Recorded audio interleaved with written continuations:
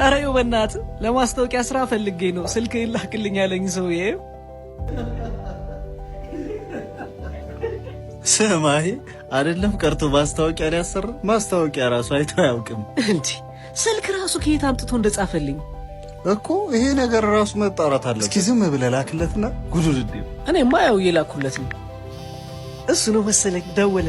ስፒከር ላርጎ ሄሎ፣ ደህና ውለህ ነው ወንድም አለም?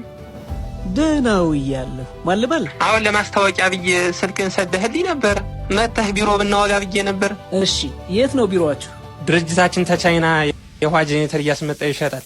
እሱ እንድታስተዋውቅልን ነበር። እሺ፣ የማስታወቂያ ዋጋችንን ቅድም ከስልኬ ጋር ልኬልሃለሁ። ስትስማሙ አሳውቀን።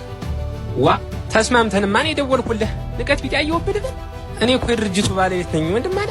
በንግግሬም ተሆነ ናከኝ የምኮራበት ሆኖ ነው። ባለባበሴም ተሆነ ጨርቅ ተጉም ነገር የማልቆጥረው ሆኖ ትክክል እንጂ እንዳንተ ተኳኩሎ መዞር መሽጠፋይ ብለህ ነው። ኧረ አይደለም ወንድሜ።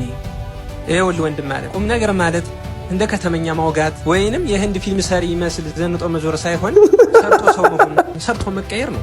ጥቃቅን ነገሮች ወደ ኋላ ጎትተው እንዳያስቀሩ ህይወትን የሚቀይሩ ነገሮች ላይ ብቻ ትኩረትን አድርግ። እሺ በል አካውንት ላክልኝና ቀብድ ላስገባልህ። እንዲህ አይነት ሰዎች ይሄ ሰውን በአለባበስ ምናምን ጀጅ የምታረጉ ሰዎች እንዴት እንደምትደብሩኝ